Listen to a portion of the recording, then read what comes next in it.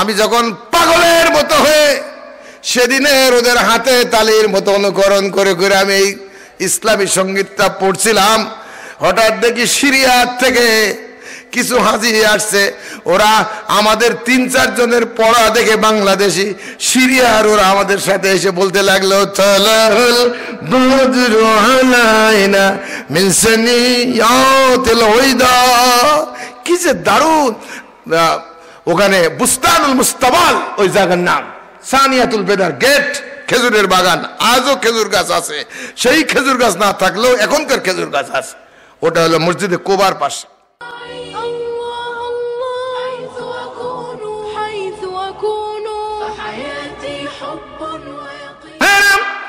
মক্কার নির্দয় নিষ্ঠুর কাফেরেরা যেদিন আমার নবীকে তাড়িয়ে দিয়েছিল, নবীজি মক্কার জিন্দেগির 13 বছর পরে যেদিন চলে যাচ্ছেন, যাবার কালে কত দুঃখ কত বেদনা রসুলের প্রাণে লেগেছিল।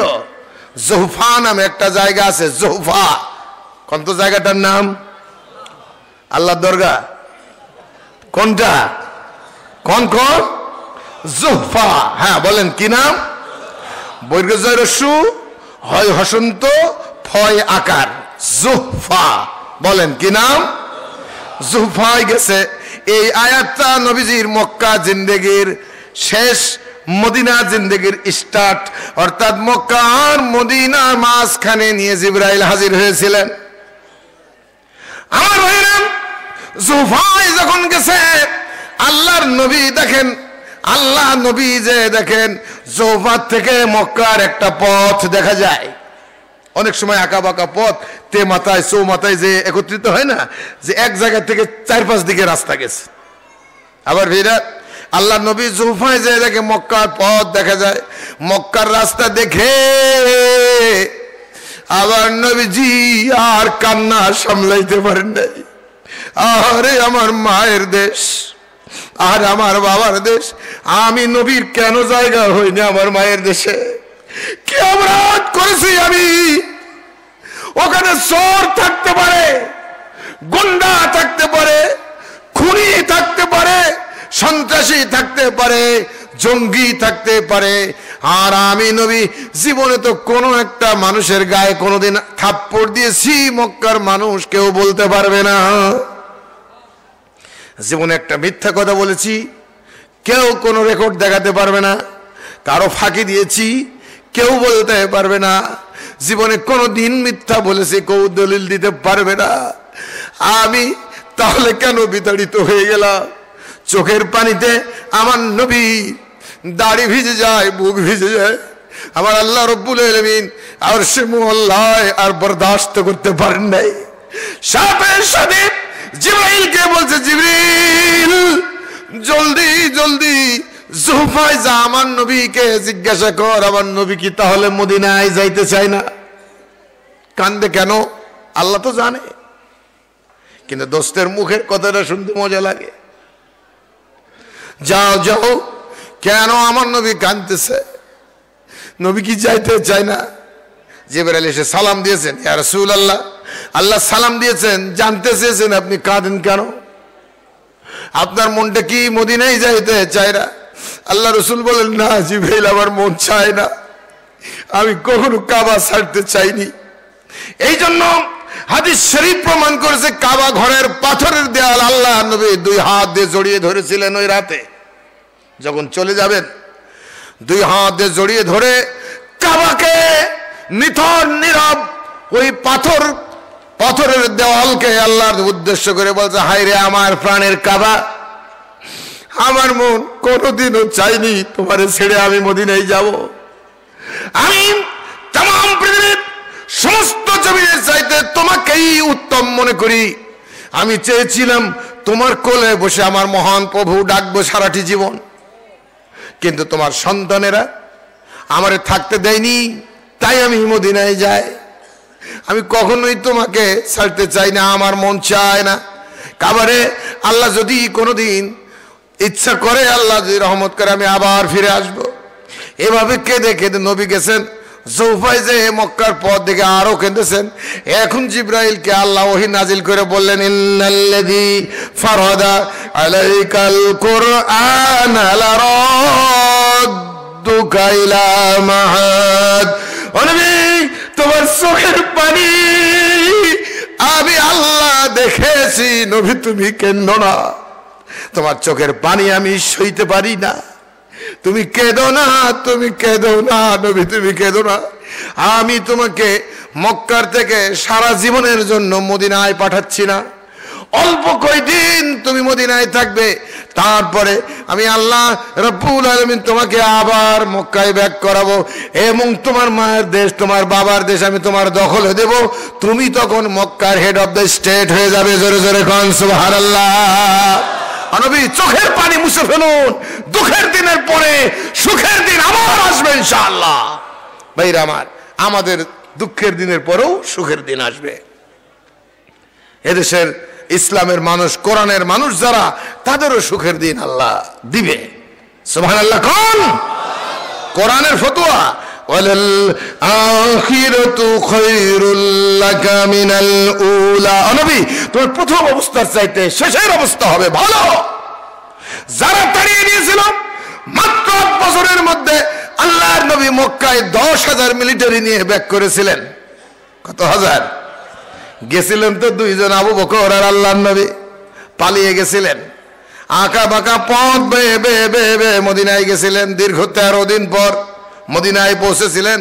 ভাইরা আমার, যে জায়গায় যে আল্লাহ নবী একটু বিশ্রাম নিয়ে একটু পানি খেয়েছিলেন, সেই কুয়াটা এখনো আছে, বীরে আজাক ওই কুয়ার নাম। আমি এই নভেম্বর মাসের 8 তারিখ ওখান থেকে আসছি। ভাইরা আমার, সেই বীরে আজাক থেকে এক ঢম পানিও নিয়ে আসছিলেন, এখনো পানিটা মিষ্টি লাগে। আমার ভাইরা, ওই কুয়ার পাশে একটা ঘর, 1500 বছর আগের ঘর, কুলসুম ইবনে হারাম রাদিয়াল্লাহু তাআলা আনহুর ঘর এখনো আছে। ওখানে আমার নবী বিশ্রাম নিয়েছিলেন। ওই ঘরে একটা সাউন্ড বক্স লাগানো আছে এবং যারাই যায় তারা এই ঐতিহাসিক নশিদুল ইসলামী না পড়ে ধৈর্য ধরতে পারে না। তাই আমিও পড়েছিলাম আরবি একটা ইসলামী সঙ্গীত। কি সুন্দর! তালাল বাদরু আলাইনা মিন সানিআতিল ওয়াইদা وجب الشكر علينا مدعا لله دا أيها المبعوث فينا جئت بالأمر المطاع زيت شرفت المدينة مرحبا يا خير دا طلع البدر علينا من ثنيات الوداع وجب الشكر علينا مدحا لله دا। ভাই আমার, আমি যখন পাগলের মতো হয়ে সেদিনের ওদের হাতে তালির মতো অনুকরণ করে করে আমি এই ইসলামী সঙ্গীতটা পড়ছিলাম, হঠাৎ দেখি সিরিয়া থেকে কিছু হাজি আসছে। ওরা আমাদের 3-4 জনের পড়া দেখে বাংলাদেশি, সিরিয়ার ওরা আমাদের সাথে এসে বলতে লাগলো, তালাল বদরু আলাইনা মিন সানিআতিল ওয়াইদা। কি যে দারুণ! ওখানে বুস্তানুল মুস্তাবাল ওই জায়গার নাম, সানিয়াতুল বেদার গেট, খেজুরের বাগান। আজও খেজুর গাছ আছে, সেই খেজুর গাছ না থাকলেও এখনকার খেজুর গাছ আছে। ওটা হলো মসজিদে কোবার পাশে। আবার ভাইরা, নবীজিকে আবার তাড়িয়ে দেওয়া হয়েছিল, কিন্তু মাত্র 8 বছরের মধ্যে ব্যাক করেছেন আল্লাহ। কয় বছরের মধ্যে? যারা তাড়িয়ে দিয়েছিল ওই মুস্তানরা তো এখনো আছে, গুন্ডারা তো এখনো আছে, আবু জাহেল উতবা সাইবাদের দোসররা এখনো আছে। রাসূল করিম সাল্লাল্লাহু আলাইহি সাল্লামের 10,000 ফোর্স গোটা মক্কা নগরী ঘিরে ফেলেছে। আপনারা খুশি না বেজারি ঘিরে ফেলায়? তাহলে জোরে কোন সুবহানাল্লাহ। শুধু ঘিরে নয়, এখন তো কারো গায়ে শিকলি, মাথায় হেলমেট, এই কাপড়ের টুপি না, লোহার টুপি, হাতে ধারালো তলোয়ার, পাহাড়ের উপর দিয়ে চক্কর দেয় বীর বিক্রমের দল, লেফটেন্যান্ট জেনারেল কর্নেলের দল, বীরুত্তমের দল। ভাইরা আমার, ঘুরতেছে। মক্কার কাফেররা সব ঘেরাও হয়ে গেছে। আমার নবী বাবুল ফাতহ সম্ভবত এই গেট দিয়ে মক্কা শরীফে ঢুকছে, কাবায় ঢোকার পরে কাবার দরজার চৌকাঠের উপরে দাঁড়িয়েছেন আল্লাহর নবী। ওটা বেশ উঁচু, ডিঙি মেরে এখনো ধরতে হয়। ওর উপরে দাঁড়িয়ে নবীজি আমার জিজ্ঞাসা করছে, গো কি ব্যবহারের আশা করো আজ? লোকেরা কয় সম্মানিত ভাই, মায়ের পেটের ভাই তার ভাইকে যেমন মাফ করে দেয়, সম্মানিত ভাতিজা চাচাকে বাবার মতো করে যেমন মাফ করে দেয়, ওই রকম মাফের আশা করছি আমরা। দেখছেন মোটেই লজ্জা আছে। গলায় গামছা দিয়েছিল, উটের পচার নাড়ি ভুড়ি মাথায় চাপা দিয়েছিল, গায়ে থুতু দিত। কোন দিন আমার নবীর লম্বা দাড়িটা ধরে হিসকা টান দিয়ে পিছনের দিক থেকে ধাক্কা দিয়ে মক্কার দুষ্টু কাফেরের দল বলতো, পাগল তুই আমাদের মক্কা থেকে বেরিয়ে যা, আর সব ঘেরাও।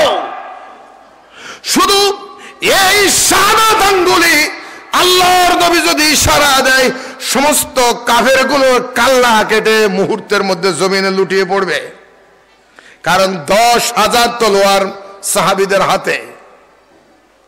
কিন্তু ওদের মাপ চাওয়া দেখে আল্লাহর নবী বললেন, ইন্নী আকুলু লাকুম কামা ক্বালা ইউসুফ লি আখি ইখওয়াতিহি লা حيث أكون فحياتي حب